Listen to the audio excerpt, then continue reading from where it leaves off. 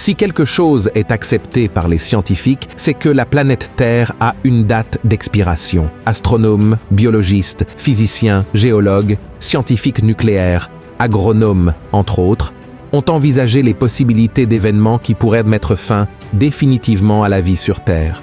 Et quelques exemples de ces événements potentiels sont les menaces d'une guerre nucléaire, la collision d'un astéroïde géant avec la Terre, les fléaux, les maladies et la famine, le manque d'eau, les changements climatiques, entre autres.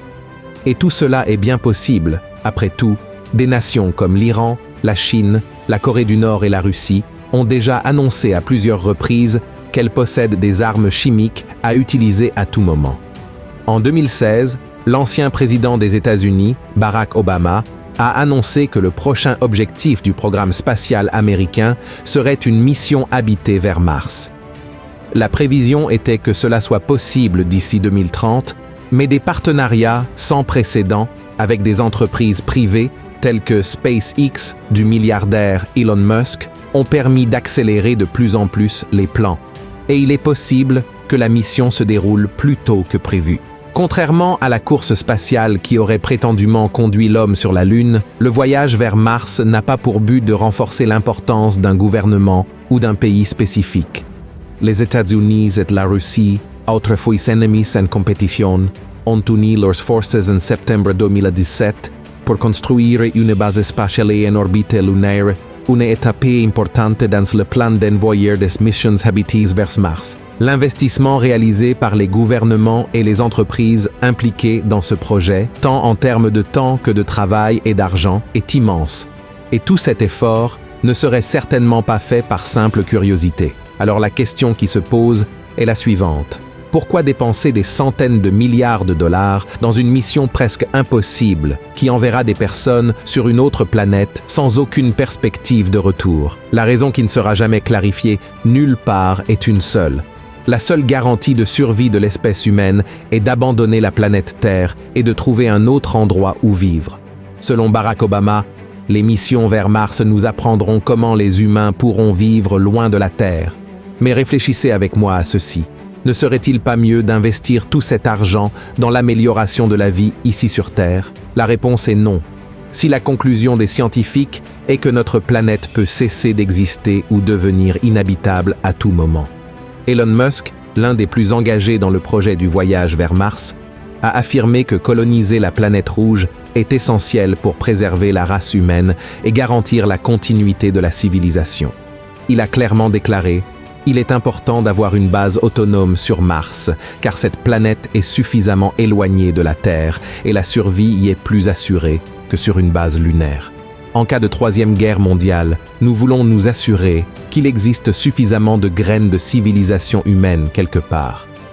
Dans sa dernière déclaration sur la possibilité d'extinction de la vie sur Terre, avant de mourir en 2018, le scientifique Stephen Hawking a déclaré que la Terre est à quelques siècles de devenir une immense boule de feu en raison de l'augmentation de la population et de la demande en énergie. Mais les gouvernements et les scientifiques sont aujourd'hui conscients que de nombreux autres facteurs se sont combinés pour que la durée de vie de ce monde soit beaucoup plus courte que prévu. Ainsi, que ce soit par l'interférence humaine à travers les guerres, les changements climatiques ou la collision d'astéroïdes, il est très clair pour tous que l'avenir de la Terre est de s'embraser. Et ceux qui ne veulent pas disparaître dans les flammes sont prêts à payer le prix nécessaire pour s'en débarrasser.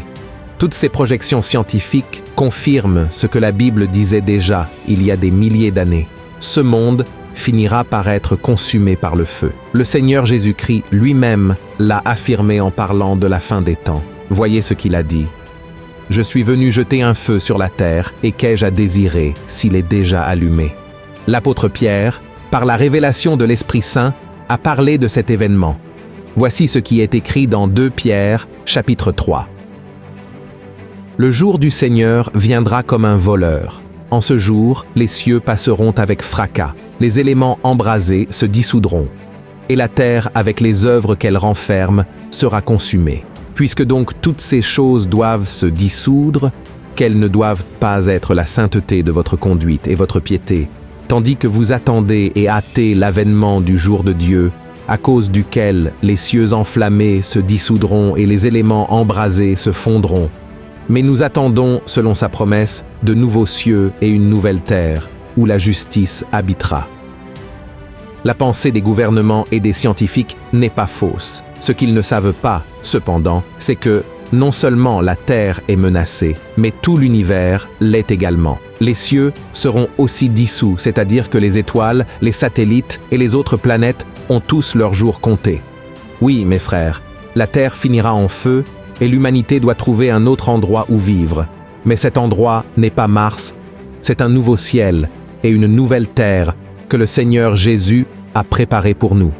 C'est dans ces lieux que Jésus emmènera ceux qui ont cru en son nom et ont vécu leur vie en obéissance à ses paroles. Le Seigneur a donné la vision suivante à l'apôtre Jean. Puis je vis un nouveau ciel et une nouvelle terre, car le premier ciel et la première terre avaient disparu et la mer n'était plus. Et je vis descendre du ciel, d'auprès de Dieu, la ville sainte, la nouvelle Jérusalem, préparée comme une épouse qui s'est parée pour son époux.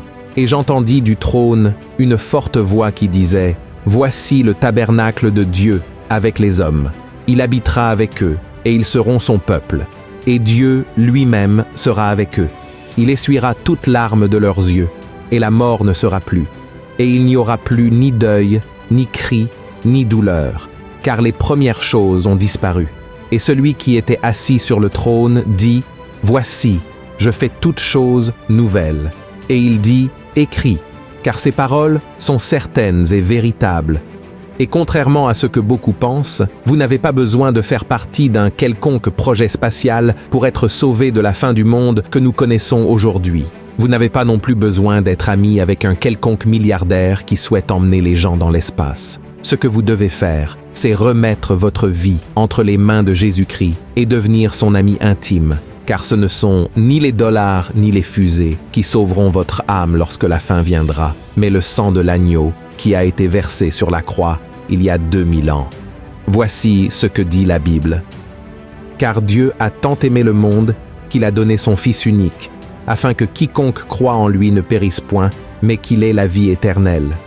Dieu, en effet, n'a pas envoyé son Fils dans le monde pour qu'il juge le monde, mais pour que le monde soit sauvé par lui.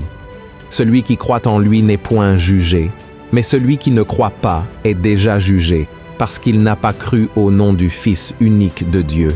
Alléluia, je vais t'expliquer exactement ce que cela signifie.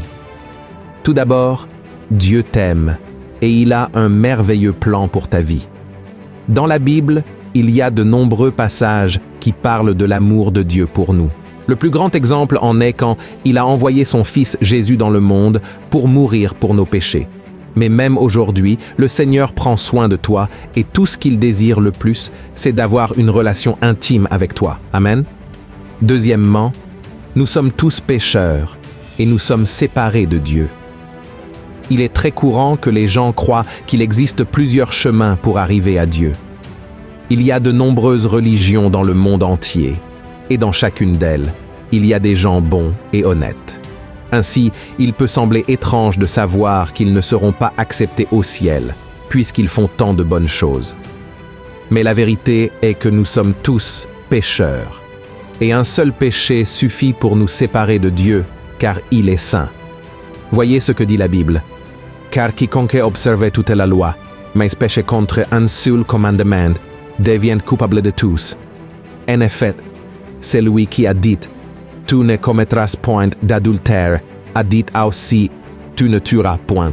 Or, si tu ne commets point d'adultère, mais que tu commettes un meurtre, tu deviens transgresseur de la loi. Et comme tu peux l'imaginer, c'est un grand problème, car nous ne pouvons pas arrêter de commettre des péchés. À un moment donné, nous finissons par mentir, convoiter quelque chose qui ne nous appartient pas, utiliser le nom du Seigneur en vain, et de cette manière, nous ne pourrons jamais obtenir la faveur de Dieu par nos propres moyens. Mais quand tout semblait perdu, la prochaine vérité résout notre problème. Jésus-Christ est la seule provision de Dieu pour le péché. Nous ne serons jamais assez bons, c'est pourquoi, frères, nous avons besoin d'un Rédempteur, quelqu'un qui puisse payer pour nos péchés. Alors, Dieu, parce qu'il nous aime tant, a donné Jésus pour être le sacrifice pour nos péchés. Il a subi le châtiment que nous méritions. Voici ce que dit la Bible. Mais Dieu prouve son amour envers nous, en ce que, Lorsque nous étions encore des pécheurs, Christ est mort pour nous. La mort de Jésus a payé la dette de tous nos péchés passés et même de ceux que nous commettrons à l'avenir. Le troisième jour, Dieu l'a ressuscité des morts et l'a placé à sa droite pour être notre intercesseur. La quatrième vérité que tu dois savoir est que Jésus-Christ est le seul chemin vers Dieu. Je sais que cela semble simple, mais beaucoup de gens croient encore qu'il existe d'autres chemins qui mènent à Dieu ou d'autres moyens d'atteindre le salut. Cette erreur a maintenu les gens éloignés de la vérité de l'Évangile. Jésus a dit qu'il est le chemin, la vérité et la vie, et que personne ne peut aller au Père sinon par lui. Par conséquent, il est nécessaire de comprendre qu'être une bonne personne, croire en Dieu et faire de son mieux pour le servir ne suffit pas pour être sauvé. Il est nécessaire d'accepter le Fils de Dieu, Jésus, comme le seul chemin et moyen de salut pour l'humanité. Voici ce qui est écrit. Le Père aime le Fils, et il a remis toutes choses entre ses mains. Celui qui croit au Fils a la vie éternelle. Celui qui ne croit pas au Fils ne verra point la vie, mais la colère de Dieu demeure sur lui. Et la cinquième vérité est que vous devez recevoir Jésus comme votre seul Seigneur et Sauveur. Pour habiter au ciel, vous devez recevoir Jésus comme votre Sauveur et le confesser de votre bouche. Voyez ce qui est écrit dans la Bible. Si tu confesses de ta bouche le Seigneur Jésus, et si tu crois dans ton cœur que Dieu l'a ressuscité des morts, tu seras sauvé. Car c'est en croyant du cœur qu'on parvient à la justice, et c'est en confessant de la bouche qu'on parvient au salut, selon ce que dit l'Écriture. Amen. Et maintenant, je veux faire une prière de salut avec vous. Ouvrez votre cœur et priez avec moi. D'accord? Dieu attend d'entendre ces mots de votre part. Jésus, j'ai besoin de toi dans ma vie. Je reconnais que je suis pécheur et je viens devant toi pour confesser mes péchés et demander ton pardon. Je te remercie d'être mort sur la croix pour mes péchés. Je crois que tu es le Fils de Dieu, que tu es ressuscité des morts et que tu es vivant aujourd'hui. J'ouvre mon cœur et je te reçois comme mon Seigneur et Sauveur. Merci Jésus de pardonner mes péchés et de me donner la vie éternelle. Je te demande de guider ma vie désormais et de me transformer pour que je puisse faire ta volonté et non la mienne. Au nom de Jésus, je prie et je remercie. Amen. Mon frère, si vous avez prié sincèrement, demandant à Jésus d'entrer dans votre vie, la Bible dit que vous avez été sauvés non par vos propres efforts, mais par la foi, par la grâce, qui est un don non mérité. Voyez ce que dit la Bible. Car c'est par la grâce que vous êtes sauvés, par le moyen de la foi, et cela ne vient pas de vous, c'est le don de Dieu. Ce n'est point par les œuvres, afin que personne ne se glorifie. Lorsque nous recevons Jésus-Christ, nous naissons dans la famille de Dieu par l'œuvre surnaturelle du Saint-Esprit, qui habite en chaque chrétien. Cela s'appelle la nouvelle naissance et n'est que le début d'une nouvelle vie merveilleuse que Dieu a préparée pour vous. Pour approfondir cette relation, vous devez maintenant lire votre Bible pour mieux connaître Jésus, parler à Dieu dans la prière quotidiennement, partager avec d'autres personnes sur le Christ et la transformation qu'il a faite dans votre vie. Avoir communion avec d'autres chrétiens dans une église, si possible, où Jésus est prêché, et démontrer votre nouvelle vie et transformation à travers l'amour du prochain. Si vous avez apprécié ce message, partagez-le avec vos amis et votre famille. Propageons le message de l'Évangile. Que Dieu vous bénisse et à la prochaine vidéo.